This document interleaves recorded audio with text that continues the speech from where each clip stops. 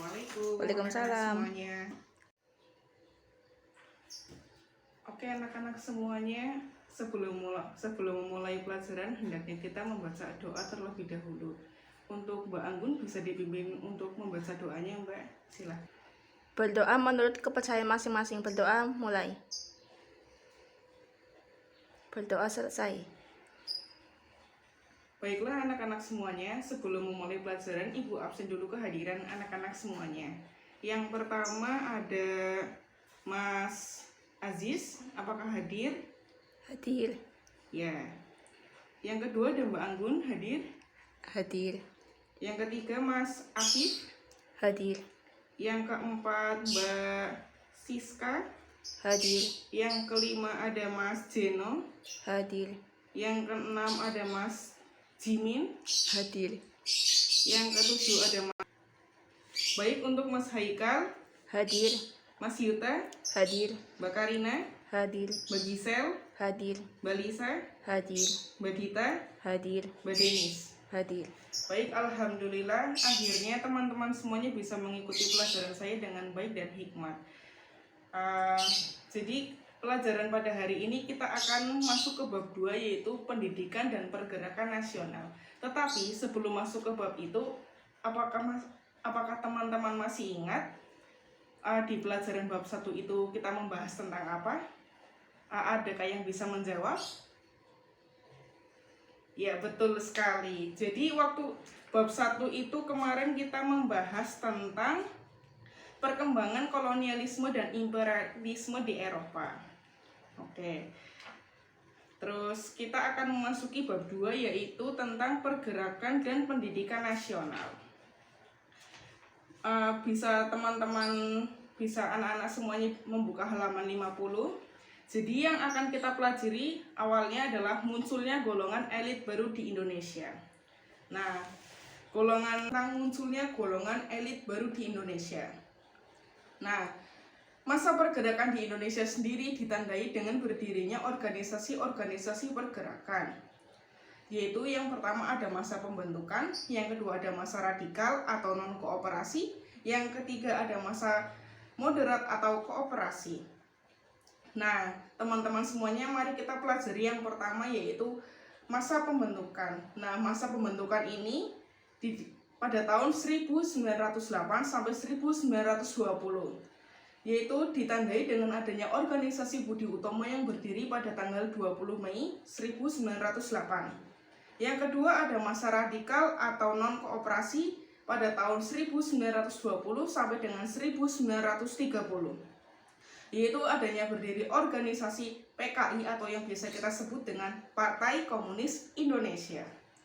Selain itu juga adanya PNI, itu Perhimpunan Partai Nasional Indonesia. Nah, yang ketiga ini adalah masa moderat atau kooperasi, yaitu pada tahun 1930 sampai 1942. Yang ditandai dengan organisasi seperti Parinda, Partindo, dan GAPI. Nah, pada tahu nggak sih sebab-sebab lahirnya pergerakan nasional ini di Indonesia? Adakah yang bisa menjawab? Ya, Mbak Karina, betul sekali. Jadi, lahirnya pergerakan nasional ini disebabkan karena dua faktor, yaitu faktor internal dan faktor eksternal. Nah, untuk faktor internalnya itu sendiri adalah kejayaan bangsa Indonesia sebelum kedatangan bangsa Barat. Yang poin kedua ada penderitaan rakyat akibat politik drainage atau pengerukan kekayaan.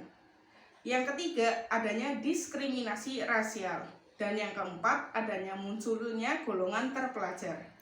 Setelah itu adanya faktor eksternal atau faktor dari luar. Di antaranya adalah kemenangan Jepang terhadap Rusia, yaitu pada sekitar tahun 1904 sampai 1905. Yang kedua ada kebangkitan nasionalisme negara Asia dan Afrika, dan yang terakhir adalah masuknya paham-paham baru. Nah, di poin kedua ini tadi Ibu sudah menjelaskan faktor internal dan faktor eksternal. Nah, akan kita bahas lebih lanjut pada halaman 51. Nah, jadi itu faktor internal yang pertama itu kan ada kejayaan bangsa Indonesia sebelum kedatangan bangsa Barat. yaitu adanya berdirinya kerajaan-kerajaan besar seperti Sriwijaya, Mataram, dan Majapahit. Terus setelah itu ada penderitaan rakyat akibat politik drainage, yaitu adanya memungut pajak yang tinggi kepada rakyat dan itu sangat menyengsarakan rakyat Indonesia pada waktu itu. Nah, yang ketiga ini adanya diskriminasi rasial. Pada tahu nggak diskriminasi rasial itu apa? Baik, yang ketiga adanya diskriminasi rasial. Nah, pada diskriminasi rasial ini pemerintah Belanda yaitu seperti membagi warga-warga pribumi itu menjadi 3 kelas. Misal contohnya itu ada warga negara Eropa, warga pribumi, dan warga asing, seperti itu. Setelah itu munculnya golongan terpelajar. Nah, pada awal abad 20 ini, pendidikan mendapat perhatian yang lebih baik dari pemerintah kolonial.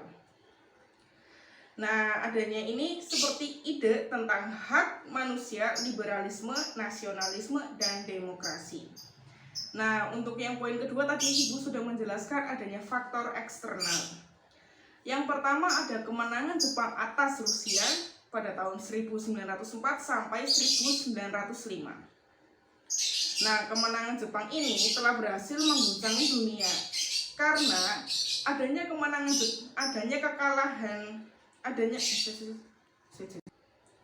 yang pertama ada kemenangan Jepang terhadap Rusia yaitu pada tahun 1904 sampai 1905. Nah, kemenangan Jepang ini dalam perang Rusia ini telah berhasil mengguncangkan dunia. Nah, karena adanya hal ini, maka Jepang berhasil menggugah kesadaran bangsa-bangsa Asia dan Afrika untuk melawan penjajahan bangsa-bangsa kulit putih, seperti itu. Terus yang kedua adanya kebangkitan nasionalisme negara-negara Asia dan Afrika. Nah, jadi itu ada beberapa hal-hal yang mendorong tentang kebangkitan nasionalisme negara-negara dan negara-negara Asia Afrika nih teman-teman. Yang pertama ada nasionalisme Turki, yaitu adanya tokoh Mustafa Kemal Pasha yang berhasil membangkitkan negerinya menjadi bangsa yang modern. Setelah itu adanya pemberontakan Boxer di Cina pada tahun 1899, adanya pemberontakan rakyat Filipina yang dipimpin oleh Jose Rizal, dan adanya revolusi Tiongkok pada tahun 1911. Yang kelima adanya kebangkitan nasionalisme Indonesia.